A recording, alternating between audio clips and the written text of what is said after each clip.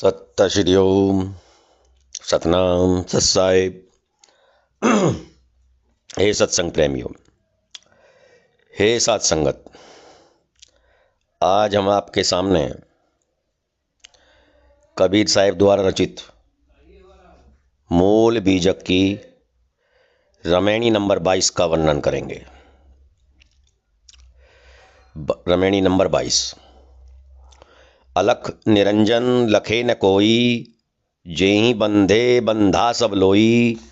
जेहि झूठे सब बांधु अयाना, झूठा वचन साँच के माना। धंधा बंदा कीन व्यवहारा, कर्म विवर्जित बसै निन्यारा। सट आश्रम ओ दर्शन कीना, शटरस बास सटै वस्तु चीना। चार वृक्ष छो शाखा वखानी, विद्या अगणित गणै न जानी। ओरो आगम करे विचारा, तेहि नहीं सूझे वार न पारा। तप तीरथ व्रत कीजे बहु पूजा, दान पुण्य कीजे बहु दूजा। अलख निरंजन लखे न कोई। अलख कहते हैं जो दिखाई ना दे, जिसे देखा नहीं जा सकता। लखे न कोई कहते हैं कबीर साहिब, जो अलख है, निरंजन है, उसे कोई नहीं देखता। यहां क्या है बात? इसका अर्थ क्या हुआ कि मन और मन की असंख्य अवधारणाएं हैं जो दिखाई नहीं देती हैं। इन धारणाओं को ही, मन की असंख्य इच्छाओं और कामना को ही अलख कहा गया है। इन्हें कोई नहीं देखना चाहता। इन्हीं के बंधनों में सब प्राणी बंधे हुए हैं, परंतु इनकी ओर कोई ध्यान नहीं देता। सभी अज्ञानी जन मन की कल्पनाओं में ही बंधे हैं, जो बिल्कुल झूठी हैं। जे ही झूठे सब बांधो अयाना, झूठा वचन साँच के माना।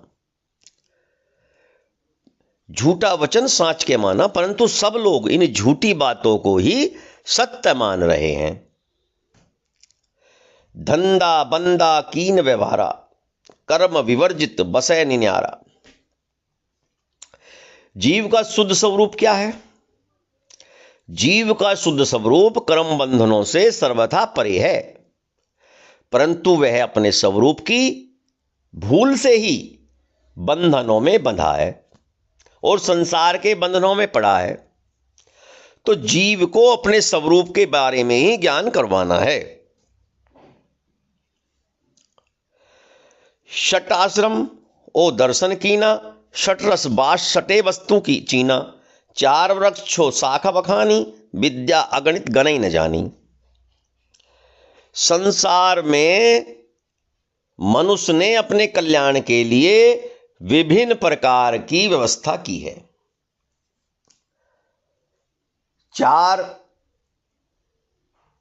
छह आश्रमों, वैसे कुल 4 आश्रम बताए जाते हैं, लेकिन कबीर साहिब ने 6 आश्रमों का वर्णन किया है। वे कौन कौन से हैं? ब्रह्मचर्य, गृहस्थ, वानप्रस्थ, संन्यास, हंस और परमहंस। ये आश्रम हो गए। योगी, जंगम, सेवड़ा, सन्यासी, दरवेश और ब्राह्मण, ये 6 दर्शन माने गए हैं कबीर साहिब की वाणी में। महीनाद निरंजन तत्वनाम, सोहम हु अल्लाहु और ओम, ये 6 रस का निरूपण किया है कबीर साहिब ने। इन 6 रसों के क्रम से पिंड से उठकर ब्रह्मांड में जाना, आकाशवत परमात्मा शिव में मिलना, आलोक आकाश चंद्रशिला में पहुंचना, अहम ब्रह्मास्मि अर्थात वायु में मिल जाना और अद्वैत परमात्मा, इन 6 सिद्धांतों का निरूपण किया है। तात्पर्य यह कि अपने लिए मनुष्य ने स्वयं ही जाल बना रखा है, स्वयं ही जाल बना रखा है। अब 4 वृक्ष छो शाखा बखानी, विद्या अगणित गणई न जानी। चार वृक्ष क्या हैं? चार वृक्षों का यहां अभिप्राय बताया है। चार वेद, ऋग्वेद, यजुर्वेद, सामवेद और अथर्ववेद, ये वेद चार वृक्ष हैं और इनकी 6 शाखाएं: शिक्षा, कल्प, व्याकरण, निरुक्त, छंद एवं ज्योतिष, ये इनकी शाखाएं हैं। इसके पश्चात इतनी विद्याओं का प्रवर्तन हुआ है कि एक व्यक्ति विशेष के लिए पारंगत होना असंभव है। विद्या अगणित गणई न जानी। इतनी सारी विद्याएं हैं, बताओ इनकी कैसे गणना की जाए। और इनकी गणना करना एक बहुत ही कठिन काम है। इनके अतिरिक्त और क्या? ओरो आगम करे विचारा, ते नहीं सूझे बार न पारा। इनके अतिरिक्त आगम ग्रंथों और तंत्र शास्त्रों का विचार भी है, जिनके ग्रंथ भी अनेक हैं। सनातन धर्म में इतने सारे ज्यादा ग्रंथ हैं, इतने सारे ज्यादा ग्रंथ हैं कि आम व्यक्ति को तो उन्हें कखगा भी नहीं पता है। एक जो ग्रंथ है उनकी चर्चा होती रहती है, वो लोग आम जन सिर्फ उन्हीं को जानता है। असंख्य असंख्य ग्रंथ है। तो कबीर साहिब कहते हैं कि इतने सारे कल्याण के उपाय कर रखे हैं, फिर भी कल्याण नहीं होता है। ओरो आगम करे विचारा, तई नहीं सूझे वार न पारा। इनका वार नहीं पा सकता, इनका आर पार कुछ नहीं पता। कितने सारे ग्रंथ हैं।